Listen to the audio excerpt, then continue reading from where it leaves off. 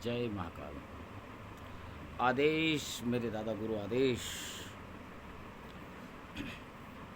दोस्तों, साथियों, मित्रों, महाकाल के भक्तों, आज का मेरा विषय षड्यंत्र या हीरा।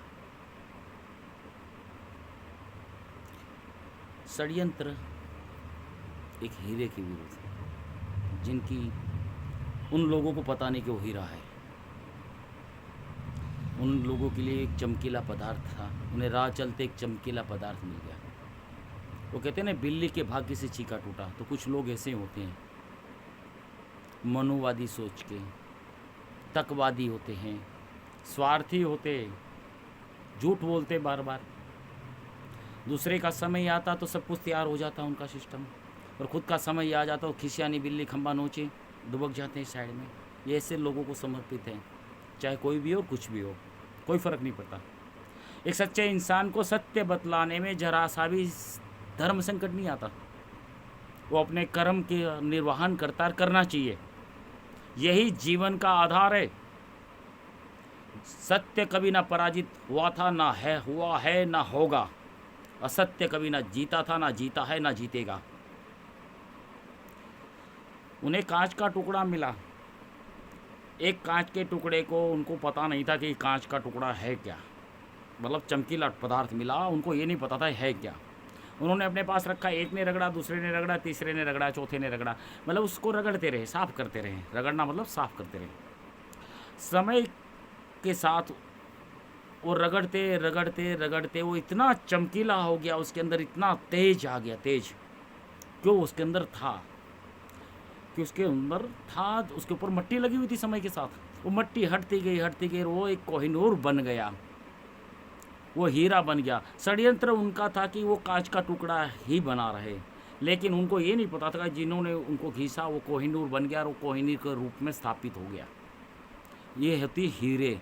हीरा अपनी परख कभी नहीं बताता, हीरा कभी अपनी परख नहीं होता, पर परखने वाले की नज़र होनी चाहिए पार की, वो हीरे की कीमत जानता है। जिन्होंने कांच के टुकड़े हमेशा रखे हैं वो साथ में, वो क्या जाने। वो कहते हैं बंदर क्या जाने अदरक का स्वाद। एक बाणी है कि हल्दी की गांठ मिल गई और अपने आपने पंसारी समझने लगा। तो ऐसा ही बाणी है। इसलिए हीरा बड़ा अनमोल होता है। हीरे की एक बहुत बड़ी खासियत होती है। कुछ लोग हीरो को छेड़ते हैं, टच करने की कोशिश करते हैं हीरे को। टच कैसे?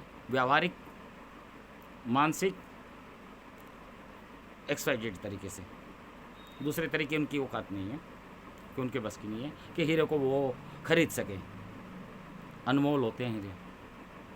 अब वो हीरा जो होता है उसके अंदर कई हीरे कई प्रकार के होते हैं। एक हीरा ऐसा होता है जिसको टच करोगे, छेड़ोगे या छूओगे, और उसका हाथ टच होने के बाद या उसको छेड़ने के बाद या लिखा पढ़ी करने के बाद वो हीरे की जो हाथ हमारे अन्न में जाएंगे तो जहर कर, यानी विष उगलता है, और वो विष हमारे शरीर में जाता है।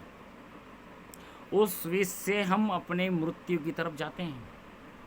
इसलिए हीरे से बचना चाहिए, हीरे की कदर करनी चाहिए, हीरे की कीमत समझनी चाहिए। जीवन में बहुत समझना जरूरी है। षड्यंत्र बहुत होते हैं। कभी कभी कोई षड्यंत्रकारी दूसरा षड्यंत्र कर जाएगा, घर वालों को भी नहीं पता चलता कि ये षड्यंत्र क्या हुआ, कहाँ से हुआ, क्यों, किस लिए और कैसे। जीवन के बहुत बड़ी चीज़ें हैं, उसको जीने और समझने के लिए बहुत कुछ ज़रूरी है। हीरे की कदर सीखिए, षड्यंत्र मत कीजिए, ना करिए ना करवाइए। अपनी ज्ञान चक्षु को खोलिए, अपनी बुद्धि को खोलिए, कि आपके पास परम पिता ने जो बुद्धि दी है वो बुद्धि का इस्तेमाल करिए, अच्छा करिए। भगवान भोलेनाथ आपको सद्बुद्धि दे, आपकी उम्र बढ़ाने की कोशिश करे महाकाल, क्योंकि काल का भरोसा नहीं, कब किसको ले जाए, कहाँ ले जाए, कैसे ले जाए, कोई नहीं जानता। इसलिए महाकाल कोशिश करे कि आपको काल से बचाए, शायद, अन्यथा जाना तो सबको है। बस इतना है कि सब अपनी उम्र आयुष्य पूरा करके जाए, समय से पहले न जाया जाए, अच्छा है।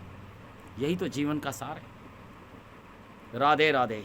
राधा रानी आपके भ्रष्ट बुद्धि में सद्बुद्धि दे, प्रेम बरसाए रखे।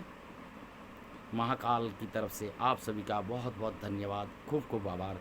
अगले एपिसोड के अंदर मैं आपको एक सत्य घटना दिखाऊंगा जिसमें एक सीनियर की स्टैंडर्ड, उसका लेवल, उसकी कैटेगरी किस दर्जे का है, किस तरीके का है, ये मैं स्पष्ट बताऊंगा कहाँ पे हुआ, कैसे घटा।